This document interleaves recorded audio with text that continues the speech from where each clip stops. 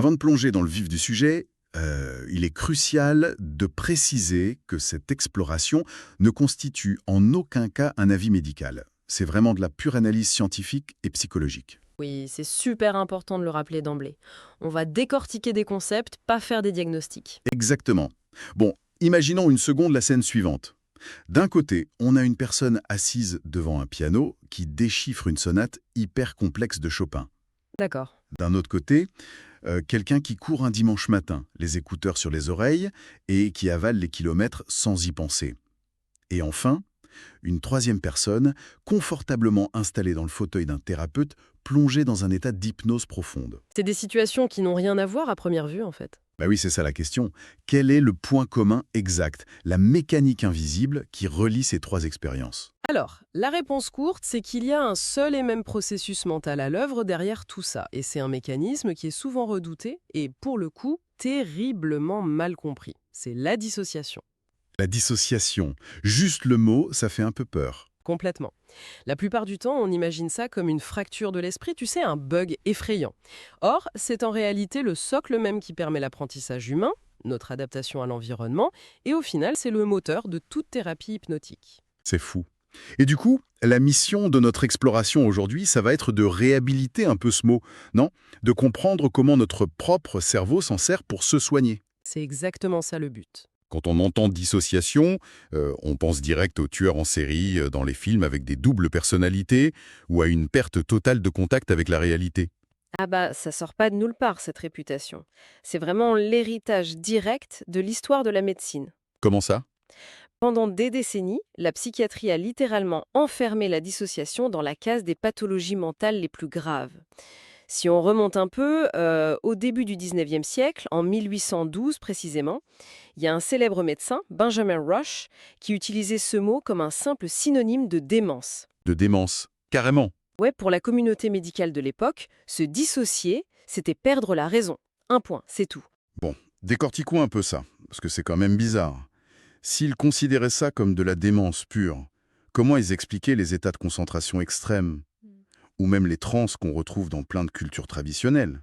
Ils pouvaient pas tous être classés comme déments, si. Eh ben, c'est là qu'on voit les limites d'un dogme très rigide. Des figures historiques immenses, des piliers de la psychologie comme Pierre Janet ou Eugene Bleuler, ils ont continué à définir ça uniquement par le prisme de la fragmentation.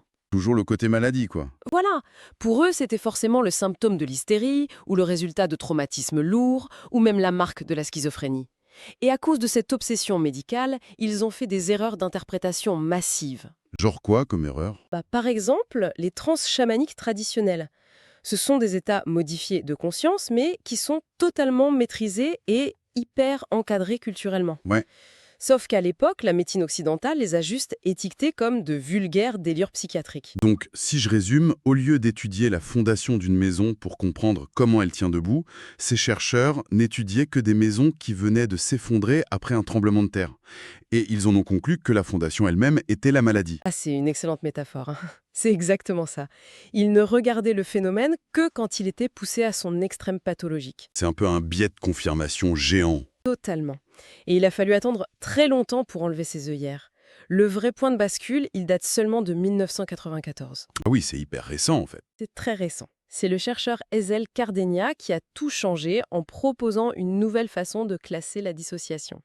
Il l'a divisée en trois axes bien distincts. D'accord. Regardons ça de plus près. C'est quoi ces trois axes qui ont enfin sorti ce mot de l'asile psychiatrique? Le premier axe, c'est la modification de l'état de conscience. Et c'est un spectre très large. Ça va de l'absorption super intense quand on regarde un bon film, jusqu'à un état de sidération profonde. Ok, ça c'est le premier. Ensuite, le deuxième axe, c'est celui qu'on connaissait déjà. La fragmentation de la personnalité, l'altération de l'identité, les trucs très liés au psychotraumatisme. Le côté sombre en gros. Voilà. Mais c'est le troisième axe qui a été une révolution. Cardenia a défini que c'était avant tout une modalité d'adaptation, un mécanisme de défense naturelle face à l'extraordinaire. Une modalité d'adaptation. Mais attends, si c'est vraiment une fonction innée pour s'isoler d'un choc, ça veut dire que c'est un outil universel du cerveau, non? Complètement. Donc on doit s'en servir tous les jours sans en rendre compte. C'est pour ça que tu parlais de course à pied au début. Ou même, tu sais, quand on conduit sur un trajet familier et qu'on arrive chez soi en se disant Attends, j'ai aucun souvenir des 10 dernières minutes de route. Mais c'est exactement ça. Et c'est là tout le défi de la psychologie moderne, séparer ce qui est naturel et sain de ce qui est pathologique. Reprenons ton exemple du piano. Ouais. L'apprentissage humain, il serait physiquement impossible sans cette capacité à dissocier nos pensées et nos comportements. Parce qu'il y a trop de choses à gérer en même temps. Ah, imagine le pianiste. Il lit une partition compliquée. Sa main droite joue une mélodie, sa main gauche fait un rythme totalement différent, ses pieds gèrent les pédales. Et en plus, il doit mettre de l'émotion dedans. Ouais. Voilà. Le cerveau ne peut juste pas maintenir une attention consciente et analytique sur tous ces micro-mouvements en même temps.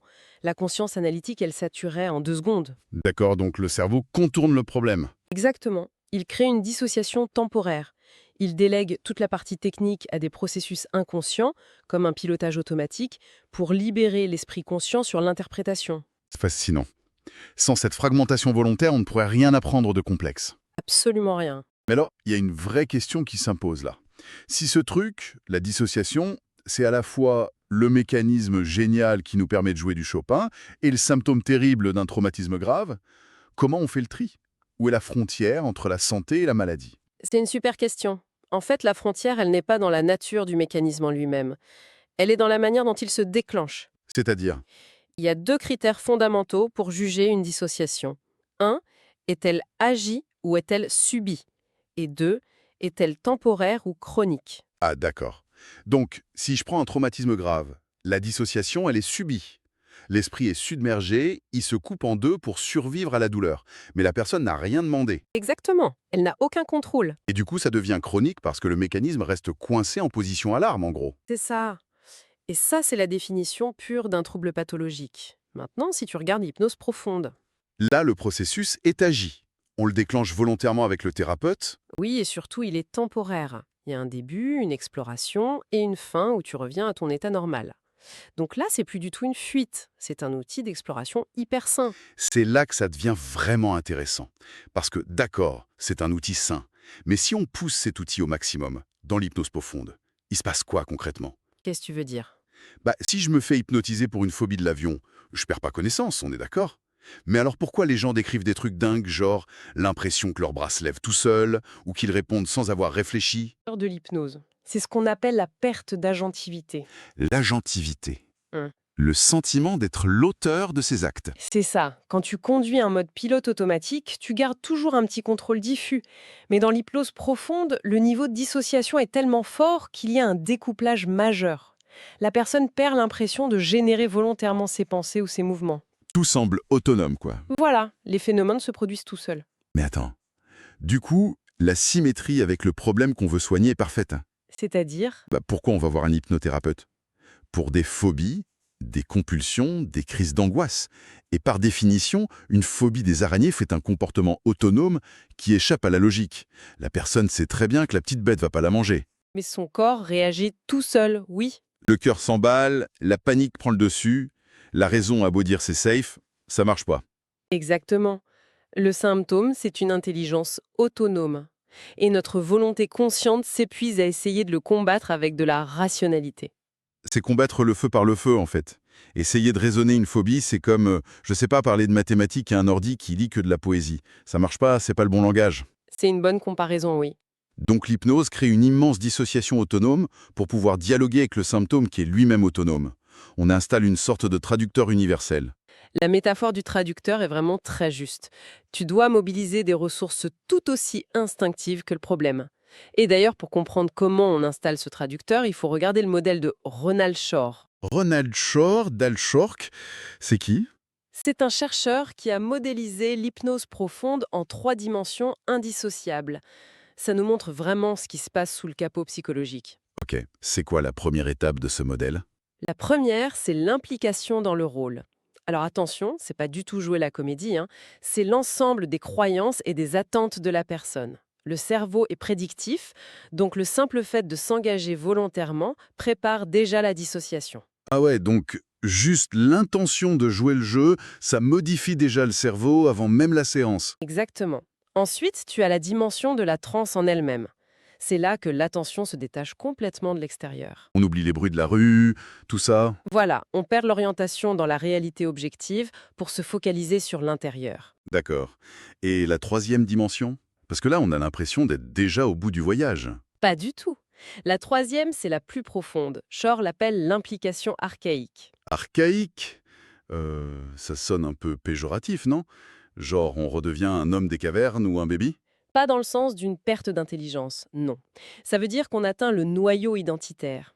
Le néocortex, tu sais, la partie analytique qui juge tout en permanence, Le petit vélo dans la tête? voilà, il est mis en veilleuse. Et l'esprit accède à un niveau très primaire, dénué des barrières rationnelles.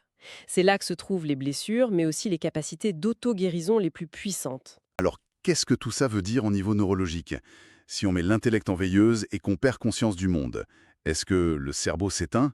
Genre comme quand on dort profondément? Ah, surtout pas, les neurosciences modernes ont complètement pulvérisé cette idée.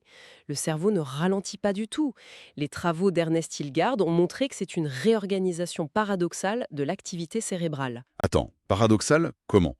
Normalement, quand on se concentre à fond sur un truc, le cerveau coupe les autres zones pour économiser de l'énergie. C'est ça le paradoxe. Normalement, tu as deux réseaux qui fonctionnent comme une balançoire. Quand l'un s'allume, l'autre s'éteint. Ok. Mais sous hypnose, tu as une hyperactivation du réseau attentionnel concentré comme un rayon laser sur l'intérieur. Et en même temps, une activation massive du réseau du mode par défaut. Le réseau du mode par défaut, c'est le truc qui s'allume quand on rêvasse en regardant par la fenêtre, non? Le réseau de l'introspection? Précisément. Normalement, concentration intense et rêverie introspective, ça ne marche pas ensemble. Mais là, les deux tournent à plein régime en simultané. Waouh! Donc le cerveau est hyper focalisé et en même temps il s'auto-observe fonctionner. C'est tout à fait ça. Si je visualise le truc, c'est un peu comme un immense théâtre en fait. Un théâtre. Comment ça? Le réseau attentionnel serait le projecteur, un truc surpuissant braqué sur un seul acteur au milieu de la scène. L'acteur, c'est l'émotion qu'on travaille. Ah oui, je vois. Et le reste de la salle est dans le noir, complet. Mais le réseau du mode par défaut, lui, c'est le metteur en scène. Il est planqué tout au fond du balcon, invisible, et il observe absolument tout ce qui se joue sur scène, en parfaite sécurité. C'est une image neuroanatomique brillante, pour le coup. Et ça prouve bien que la dissociation, c'est pas du tout un bug. C'est une technologie interne hautement sophistiquée pour traiter des cibles émotionnelles. C'est clair que ça change complètement la donne. Pendant des siècles, on a vu ça comme un ennemi, un truc d'asile psychiatrique, alors qu'en fait, c'est un pont vital entre notre intellect rigide et nos mécanismes instinctifs de guérison. C'est le pont par excellence? On s'en sert pour jouer du piano, pour courir, mais aussi pour aller réparer des cicatrices intimes que la raison pure ne peut juste pas atteindre. Et cela soulève une question importante, tu sais, sur notre culture actuelle. On vit dans une société qui valorise le contrôle absolu, l'hypervigilance intellectuelle à tout prix. Oh oui, il faut tout gérer tout le temps. Du coup, perdre le contrôle, lâcher cette fameuse agentivité, c'est vu comme une faiblesse. Mais la science clinique nous montre l'inverse. Céder le contrôle consciemment, c'est la condition indispensable pour une vraie transformation thérapeutique. On ne peut pas tout réparer avec un raisonnement mathématique, en gros. Non, c'est impossible. C'est vraiment une conclusion qui bouleverse notre rapport au contrôle. Cet abandon volontaire, c'est un levier de guérison massif. Et ça amène forcément à une dernière réflexion, assez vertigineuse au fond. Laquelle? Si l'esprit humain est naturellement capable de se fragmenter comme ça, s'il sait court-circuiter sa propre raison pour soigner des blessures enfouies, quelles autres capacités d'auto-réparation inexplorées se cachent dans nos propres zones d'ombre, juste au-delà de notre volonté consciente? Il semblerait que parfois, le seul moyen de se retrouver vraiment, ce soit d'accepter de s'absenter un